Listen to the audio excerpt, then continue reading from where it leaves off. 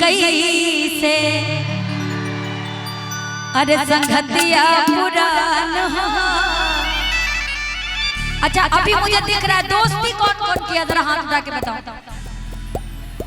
आपने नहीं किया, हमको लगता तब इसीलिए आप अलग खड़े हो जाइए पूरा भीड़ से। बिना एक सच्चे दोस्त की जिंदगी अधूरी है भाई।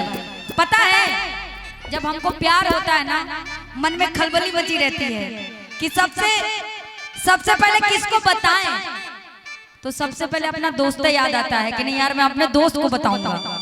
मम्मी पापा से बताइएगा तो तू को गोजी लगा दिया सुधर जीवा, है ना। आई इस गीत के बाद श्री देवी लोग भी आई हैं, उनको भी बुलाएंगे, है ना।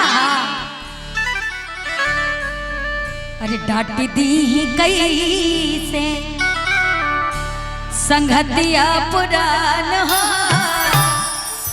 अरे संगतिया पुरान हो, देहिया हमार बाकी देहिए के जान हो।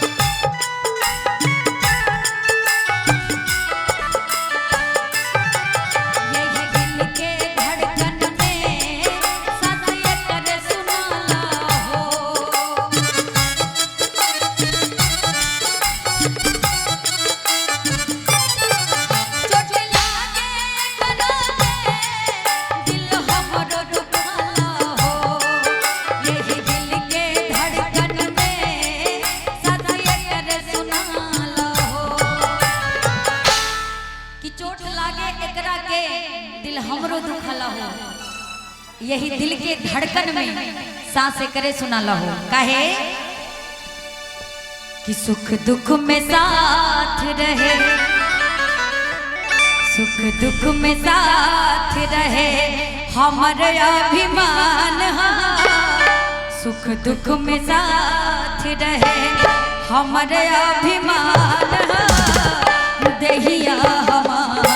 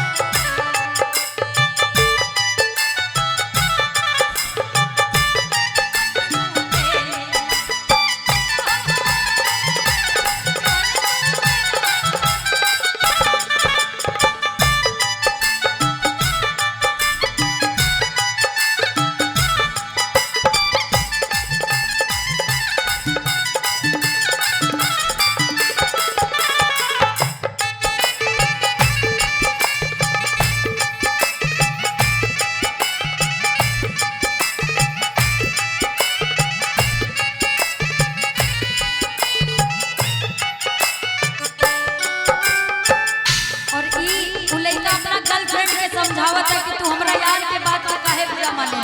कहता बुरा जन माना हो तू एकरा बात के,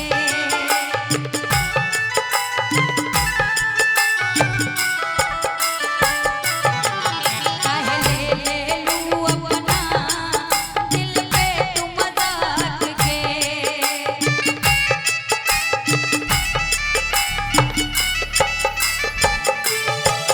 पूरा जन माना